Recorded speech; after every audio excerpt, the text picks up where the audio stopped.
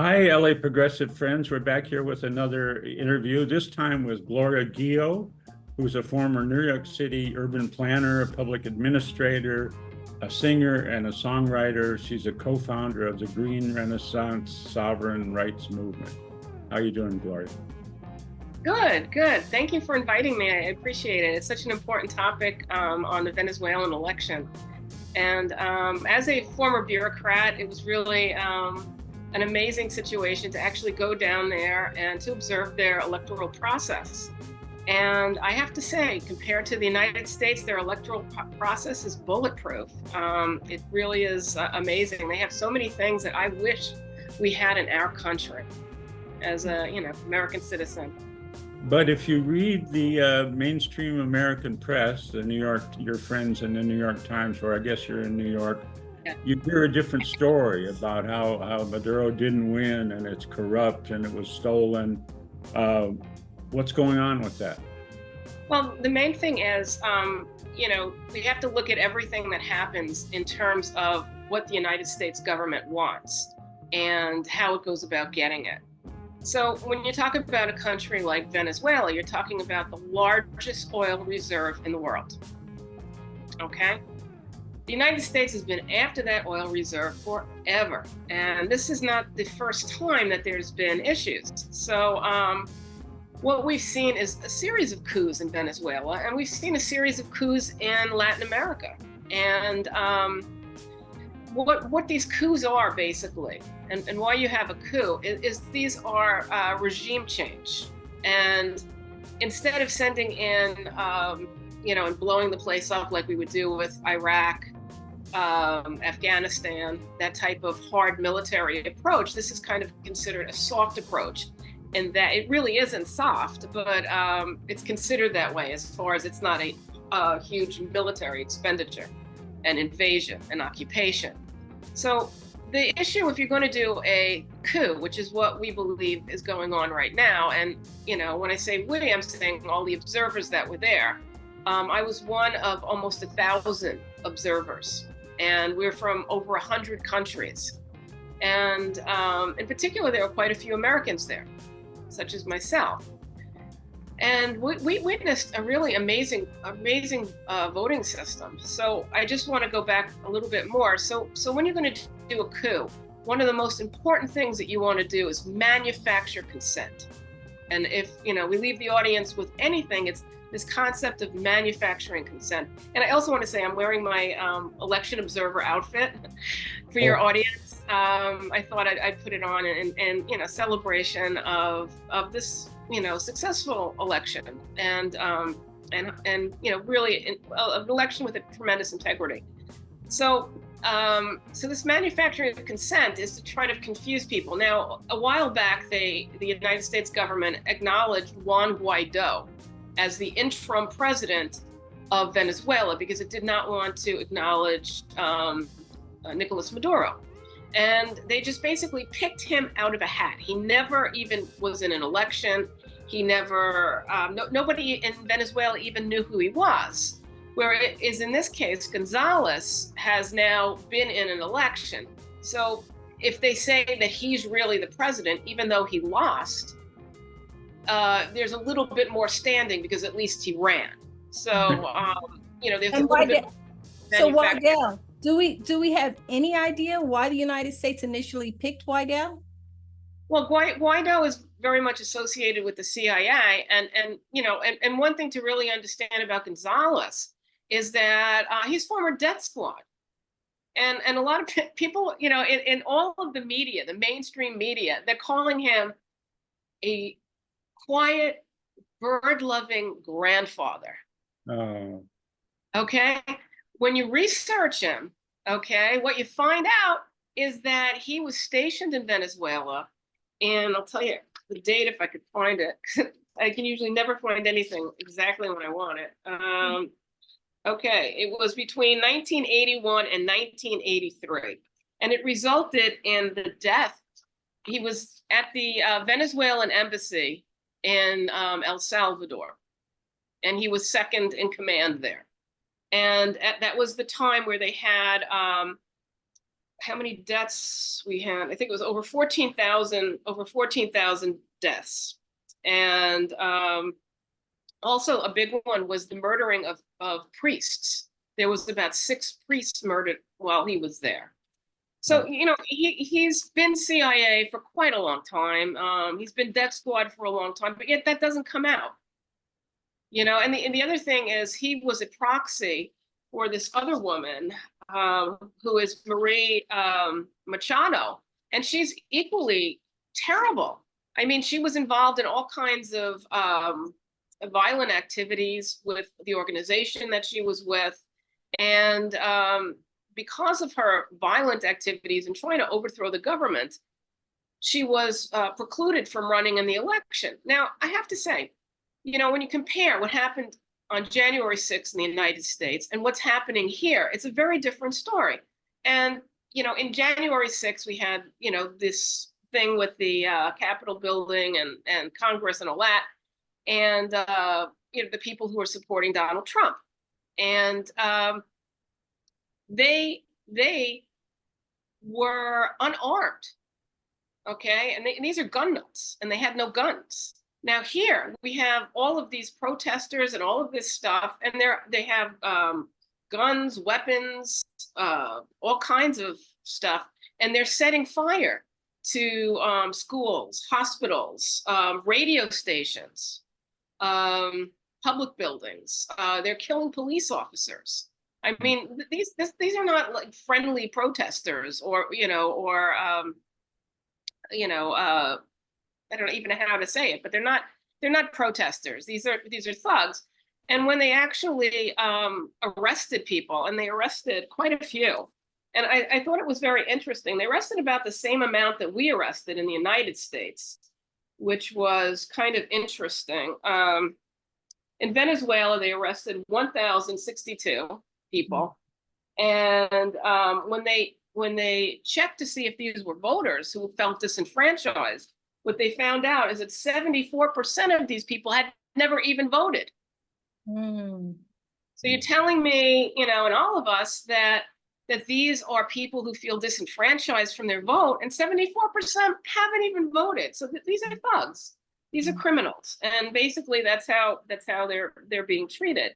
And you know, the other thing is, you know, there's some conversations out there about that President Maduro won 50.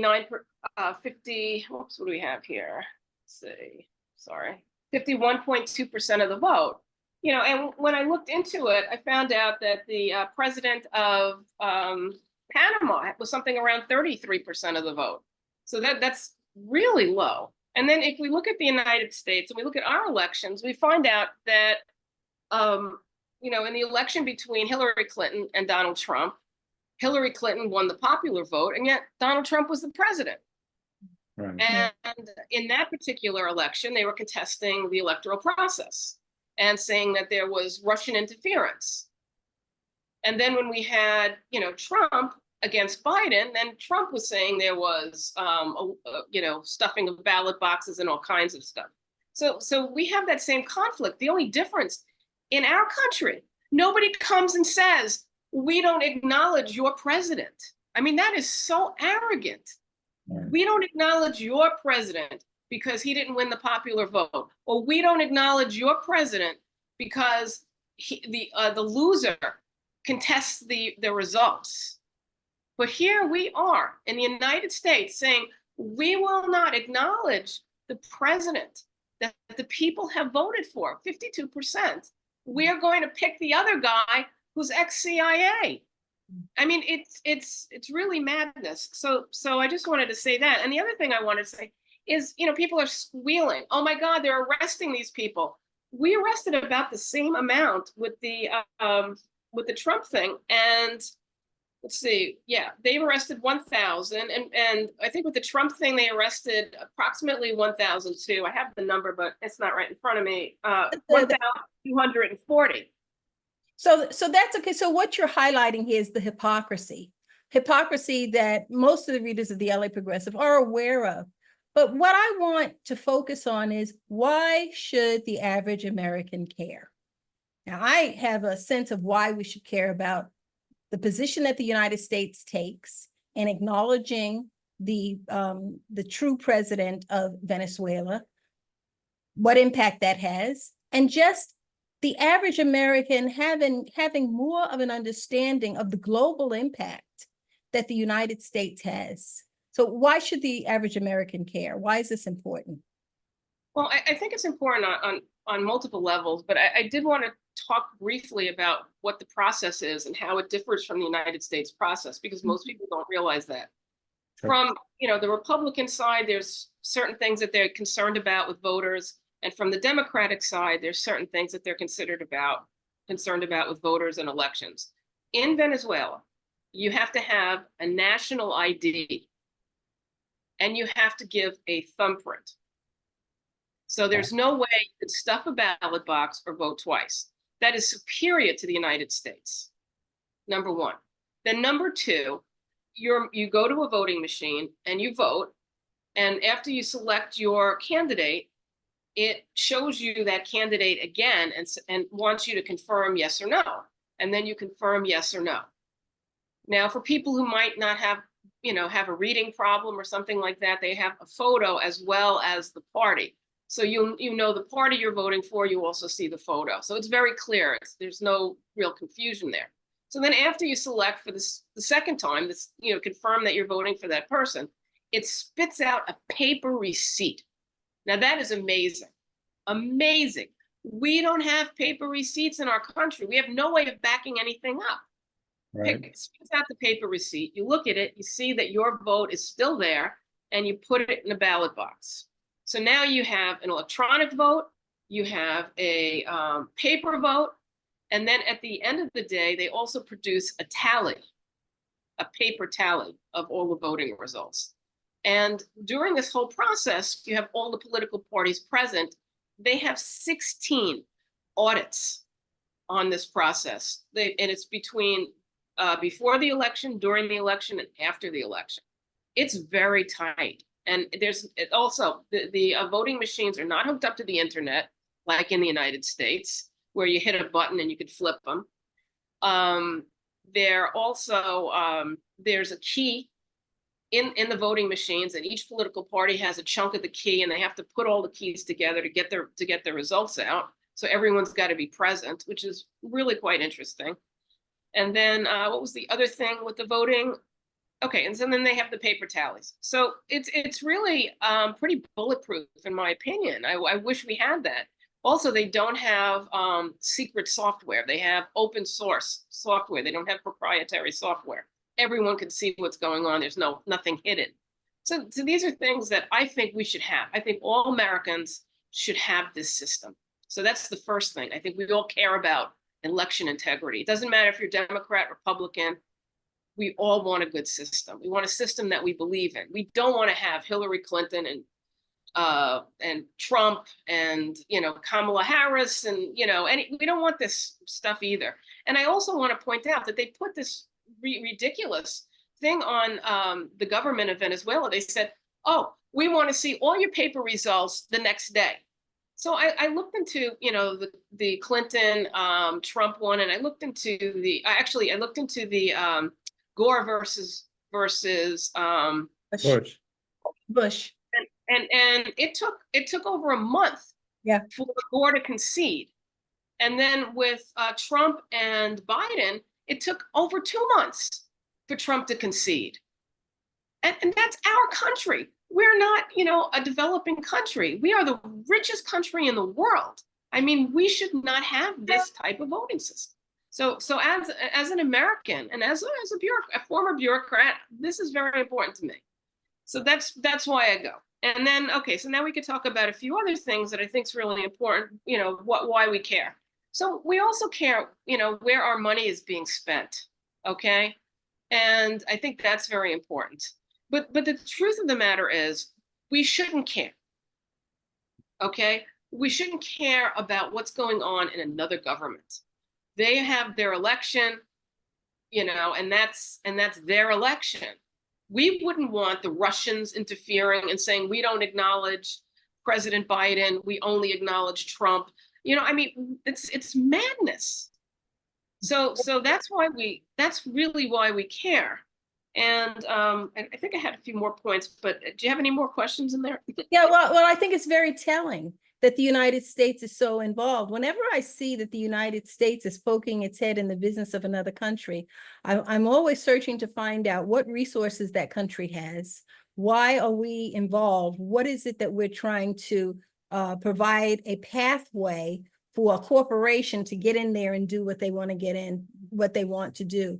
You had written another article about Nicaragua, and I was in we were going to talk about Nicaragua in this interview until I found out, no, it was Venezuela. But in preparing for the Nicaragua discussion, I did not realize that for at least the past 100 years, there have been discussions about creating another canal, competing with the Panama Canal in Nicaragua, which makes me, sheds light on why is it that the United States is so involved in what goes on in Nicaragua. So whenever we see involvement by the United States, it's one of the reasons that we have close to 800 bases globally around the world. It's for us to have this hegemony that provides access for corporations to benefit and to continue to profit and grow in their strength and power. Well, one of the things that I wrote about in the Nicaragua article, I've been traveling a lot. I'm a little sick today, so I'm trying my best to hang on there. Before I went to Venezuela, I came from Nicaragua, so I've been traveling for the last 2 weeks. I think I've been on 5 planes in under 2 weeks. So it's been a little hectic. With Nicaragua, and I wrote in the article that there's this concept of, oh, it's a socialist country, and we're a capitalist country, and we have to defend capitalism against socialism. And when you really look into it, the United States is socialist. We just don't admit it. We're right. Socialist when it comes to bank bailouts. Right. Socialist when it comes to cutting taxes to the elite. Right. We're socialist when it comes to these types of things. Okay, we're not socialist when it comes to our workers and our impoverished. We're not socialist there. And the difference in a country like Nicaragua and in Venezuela, they have a similar model where they're really trying to build up their impoverished and their working class. And they both have very good programs. And I could talk a little bit about Maduro's programs because that was something that I had prepared for. But with Nicaragua, I could just say right off the top, they have free education. They have free healthcare. They have they give away land titles, so people have titles to land. They have ownership. How important is ownership? Extremely important. We don't want a renter class. We want a class that's vested in the economy. It's vested in the land. That's really a part of the United States. So these are fantastic things that really should come here. So one of the critiques is that the United States not only wants these assets, but it also wants to stamp out a model that would make us in the United States say, we want more, we demand more. Because if a little impoverished country like Nicaragua or Venezuela is an interesting model because it really is on this gigantic thing of oil. It really has amazing resources. But because of colonialism, they haven't developed properly. And the same thing with Nicaragua, but both of them are changing. Right now, Nicaragua has 95% of its food now grown locally, which is amazing. And Venezuela is making progress along those lines. I think it's maybe about, I don't know, I had a note somewhere. I think it's about 85% at this point. It might even be higher because that's what he's been focusing on over the last few years. When you have sanctions, all of a sudden, it's like your currency is shut down. Your ability to trade is cut down. All of these things hit at once. And when they do, it causes tremendous poverty. So one of the reasons they use these sanctions is, well, there's a few reasons on sanctions, but one of the main reasons they use sanctions is to make the country scream. And that's actually a quote. I believe it was Kissinger, might have been someone else. But they want to make the country scream with these sanctions. They want these sanctions so terrible that people are like, Oh, it's terrible. So when you start saying, well, Maduro, he's stealing money or he's just inept, he's not qualified, then the people are like, oh, yeah, that must be what it is, especially if you repeat this narrative in the news repetitively in all news. We call it a media war. And that's like another thing to be really conscious of when there is a regime change, whether it's the United States, whether it's a foreign country, when you see the media go to a media war, there's no alternate messages. Now, I check my articles from time to time just to see how they're doing in the search engines. And every time someone republishes one of my articles, it's up for like a couple of hours and then it's hidden. So I can type in my name and the exact name of the title of the article and watch it disappear. So the articles that I've written have been republished, I don't know, probably about 5 or 6 times already in just a few days. And they're already like gone off the internet. You can't find them because the only message that they want us to see is a message that Maduro isn't the legitimate president of Venezuela.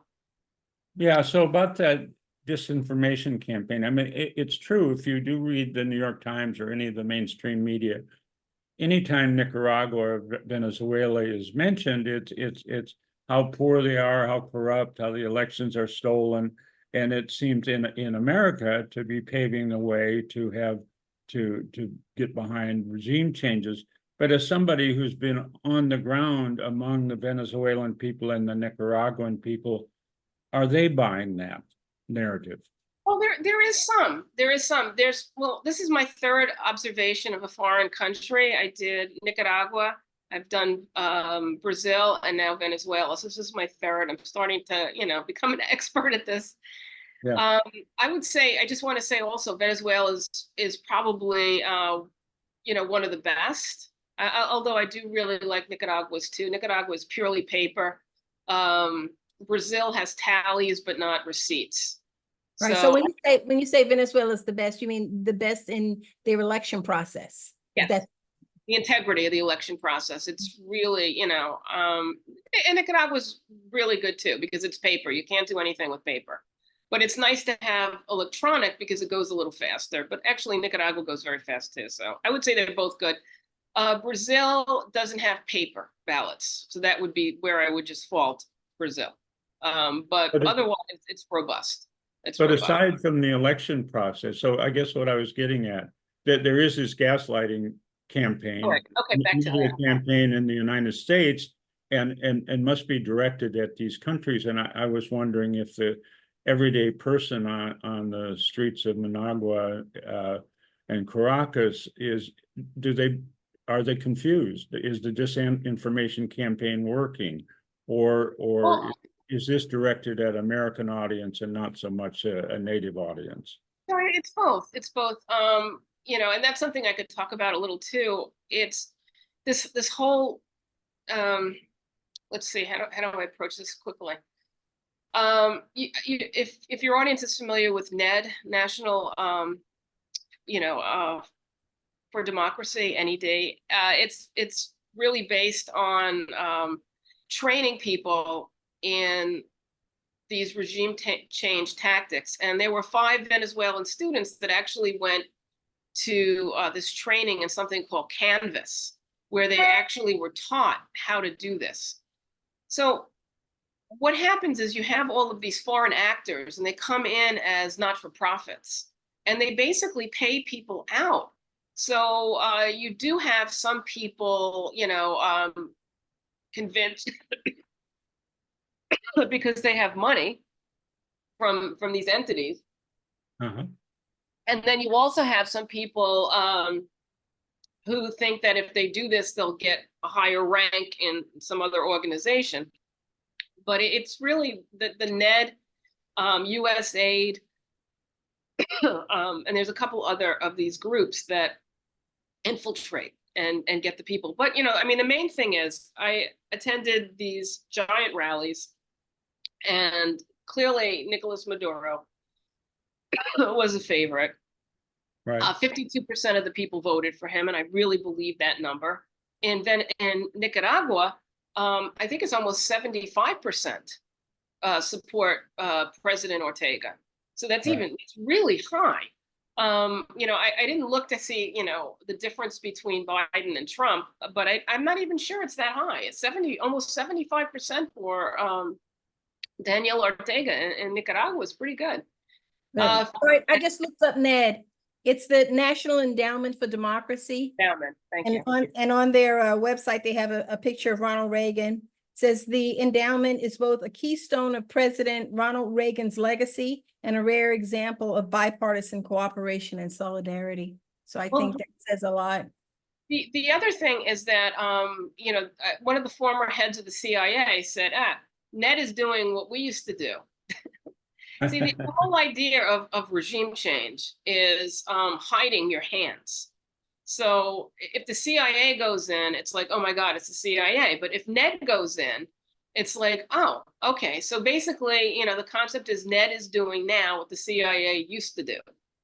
And that is, this soft coup, which is, really indoctrinating people and especially young people, which is bad. But in Venezuela and in Nicaragua, a lot of the people who are creating the problems are really gangsters and criminals. I mean, these are trained, thugs. I mean, they're actually blowing things up. It's not like they're just protesting. But I think some people, who are young, might get taken in by this media war is what we're calling it. It's not really even, it's beyond propaganda. It's a real media war. And it works in the United States too. I mean, when they repeat a message 1,000 times constantly, we tend to believe it. Even if we know in our hearts we grew up with this and, it's something that we would never believe in, when it's repeated constantly. And there's a few concepts that kind of go out of this discussion, but social engineering is something that the CIA has been studying forever, since, really, I guess, before even, Nazi Germany. How do you motivate people? How do you convince them to do what you want? How do you manipulate people? And it's called social engineering. So I think a big thing is to really study and discuss social engineering. And one of the things is keeping people in a state of fear, having a clear enemy. So, it's the communists, it's the socialists, it's the men, it's the women, it's the, it's color, it's race, it's all kinds of enemies. And then people kind of gravitate towards that. Or it's ideological principles like, oh, they're woke, or, oh, they're right wing. So we have all of this team sports mentality, when really what we need to do is find where we agree and work together and find these points that we agree on. So, I mean, I think that's one of the wonderful things about LA Progressive, is that you really have a multiple, opinions and multiple viewpoints. And I think with that, it allows people to kind of learn a little bit of what someone else is doing. And I think that's extremely valuable. And, I really commend you guys for your, lifetime commitment to, bringing together all of these messages so that your audience can learn from it itself. Yeah, yeah. For me personally, I often think about slavery in the United States. One of the reasons it lasted so long is not because of the evil enslavers, and they were evil. And it's not because the evil enslavers made so much money, and they did make money, but it's because of all of the ancillary systems that supported it. And I think it's so important. And when I say ancillary systems that supported it, I'm talking about the shipbuilders and the brokers that sold slaves, as well as sold cotton. I mean, the cotton industry made the United States the powerhouse that it is. Before World War I, the United States was just sort of this little backwater, little nothing. But it was the enslavers and the ancillary industries that drove this to be the moneymaker that it was, extracting wealth, extracting resources from people, and putting them in the pockets of somebody else. And I've often wondered what would have happened if people just said, you know what, I'm just not going to buy cotton anymore. because it's the average person who is supporting these industries. That's why it's so important for us to do the LA Progressive, because we just want to shine a light on the many ways that systems support oppression. And so thank you so much, Gloria, for joining us and for helping us to shine a light on what's been going on in Venezuela and in Nicaragua. And Brazil. And is there a fourth one? Is there a fourth one coming up? Oh, I'm not sure what election's coming up, but I'll find out and I'll keep you posted. Well, it was a pleasure meeting with you, and we thank Yeah. you so much for sharing your insights. Thank you so much. Thank you for sticking around. If you like the LA Progressive content and the discussions we have here, please consider clicking the subscribe button below, and also give us a thumbs up. That helps to grow our audience by feeding the algorithm, which helps to get this content in front of more eyes. Thanks for stopping by. We really appreciate your support.